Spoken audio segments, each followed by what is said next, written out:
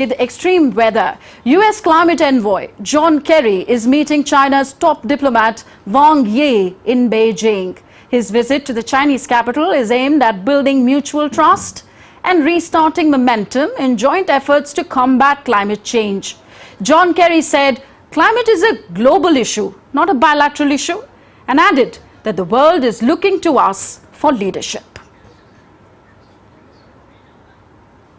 We are joined by DD India's Andrew Wood now from Hong Kong. Andrew, let's first talk about the climate. Asia is being battered by extreme weather.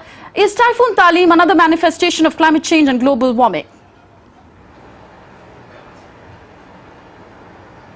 It's impossible to say. I don't think any climatologist or meteorologist would point at a particular typhoon and say this was caused by global warming. What we have to look at is the number of typhoons there are in a season, what the average intensity was, and then look at that and compare it to long-term averages, and then sort of say, well, we might not be able to say that this typhoon was caused by global warming, but perhaps when we're looking back on 2023, the number of typhoons was much higher than the average, and then that's an indication that global warming may well be causing that.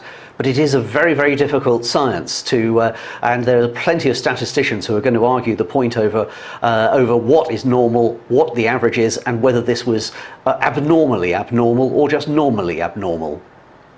Okay, now let's talk about John Kerry's visit to China. Is there likely to be any significant progress during Kerry's current visit in resolving the issues hurting US-China relations, or is this more of an ice-breaking visit?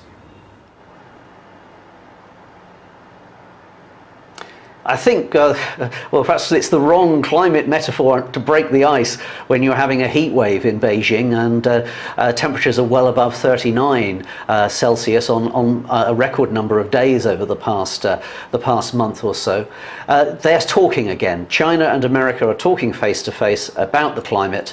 And that's the first time since before August last year. So they're talking, that's the good thing. And as John Kerry said, this is a global crisis, and the world is going to look to China and America, the world's two biggest economies and the two biggest emitters of greenhouse gases, for some leadership. America and China disagree on so many things.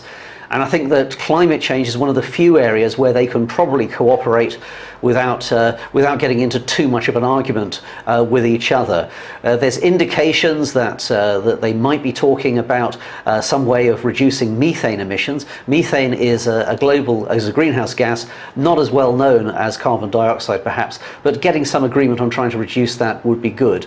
And of course, though, the controversial issue would be if America says to China, look, stop building so many coal-fired power stations. That might have economic effects on China, and I don't know whether Beijing would be very keen on cutting back the amount of coal it burns to make electricity. Thank you, Andrew Wood, for joining us in the Bulletin.